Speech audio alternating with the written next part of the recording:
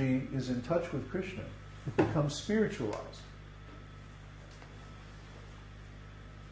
Just like we're in our house here, up in the hills, in the foothills of the volcano, way up at the end of the road. And but still we have electricity. Soon we'll get a telephone and DSL and all that up here. How? By running a cable. The cable is connected to the telephone exchange or the powerhouse. And so it's empowered. It's connected. It's hooked up. Therefore it's active and we get some energy, some service. If we plug the thing into the outlets, the camera or whatever, or the computer, they work. We plug in the thing into the phone line, the modem, and then boom, we have internet. Hopefully they'll get around to installing it one of these days. We've been waiting over a month now. But the point is, it works because it's connected, it's hooked up to some central source. Similarly, everything that exists is emanated by Sri Krishna. He is the original source of all emanations. That's why he's called the Supreme Personality of Godhead. So, everything, when it's in relationship with Krishna, is his energy. And because he's spiritual, therefore his energy is all spiritual too. But when we see his energy, or when we try to separate his energy from him, then it becomes material. And it's temporary. Try to understand. Like in the beginning of the universe, Lord Brahma is trying to create the planetary systems and stars and stuff like that. And he first of all meditates on Sri Krishna for 10,000 years of the demigods. Long time. And finally he realizes Sri Krishna. And Krishna gives him 4 verses. They call the Chatushloki. Means the 4 verses, 4 essential verses. And these are recorded in the Śrīmad-Bhāgavatam. And the Śrīmad-Bhāgavatam, and Krishna says to Lord Brahma, everything is my energy. But when it appears separate from me, know that this is a reflection in darkness. Okay? In other words, the energy in the material world is real because it's emanated by Krishna. But we see it in the wrong way because we see it as separate from him. Try to understand. Take anything, like this glass, for example. What is glass? Silicate. It comes from sand, refined sand. So, where does sand come from? Well, sand is eroded from mountains. Like you can go down here to the volcano and you see big, big flows of sand coming down. Black sand, volcanic sand.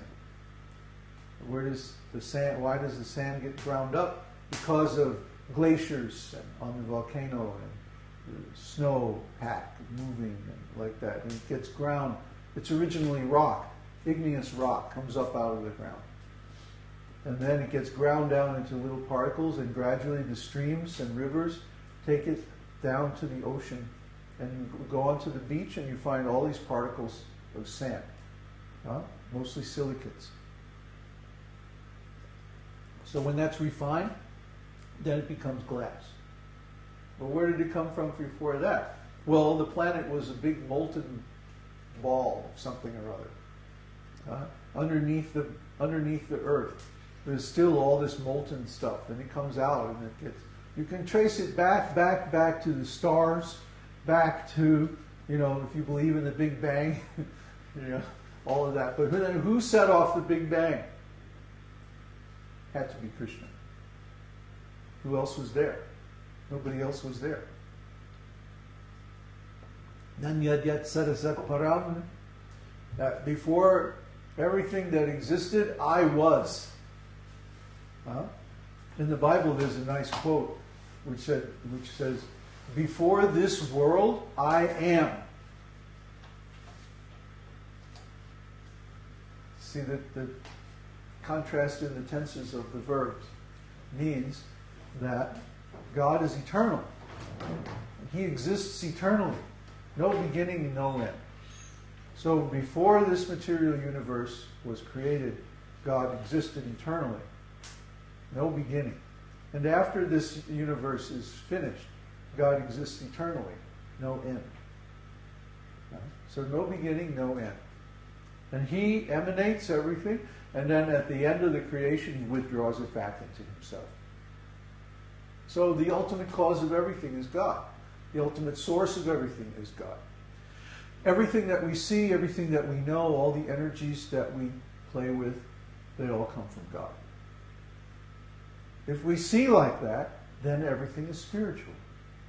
But if we see that these things are separated from God, then to us, they're material. And they're the cause of falling down. They're the cause of suffering. But when we see these things in relation with God and we use them to serve Him, then they become the cause of liberation. The very same things, the very same energies, the very same substances. Just like everybody has to eat. If we don't eat, we feel weak. We don't have the energy to work like that. So, when we eat separate from God, what happens is we create so much karmic reaction. But when we offer our food to God, just a simple act of offering food to God and restoring it back into relationship with Him, frees us from so much karma. Krishna says in the 3rd chapter of Bhagavad-gītā that anyone who eats for their own pleasure eats only sin. But those who offer their food to me are excused from so many sins. So even there may be some sin in the production of the food. Maybe when they're plowing the field, they kill some insects or something like that. Or maybe they're using some chemical fertilizer or something like that. Pesticides, whatever. But then, when we take the resulting food, vegetables, and offer it to Krishna, it becomes cleansed of that sin. That's the specific potency of devotional service. That it cleanses all this sin. Cheto darpana marjana. It cleanses the dirt from the mind. And it enables us to have a vision of the Supreme Personality of Godhead without distortion. In other words, we can see reality as it is. Put it on one. Yeah, that's good. It's getting nice and warm now, huh? So, when we started out this morning, we could see our breath. So we built a fire, and we got the heater out, and the sun came out finally. Now it's getting warm. So, we don't have any particular special secret. But we understand consciousness as it is. Because we also take our energy of consciousness. Consciousness is also an energy. It's an energy of the soul. We understand this energy because we link our consciousness with Krishna. And that's called Krishna consciousness. Okay? It's not that we know about Krishna. It's not that we simply mouth some words or we have some beliefs about Krishna. No, we actually know Krishna directly. And that's why we experience ecstasy. That's why we experience so much happiness. When we perform this process of devotional service, we're coming directly into touch with Krishna. That's why we feel so wonderful when we do it. Because Krishna is the source of all enjoyable things.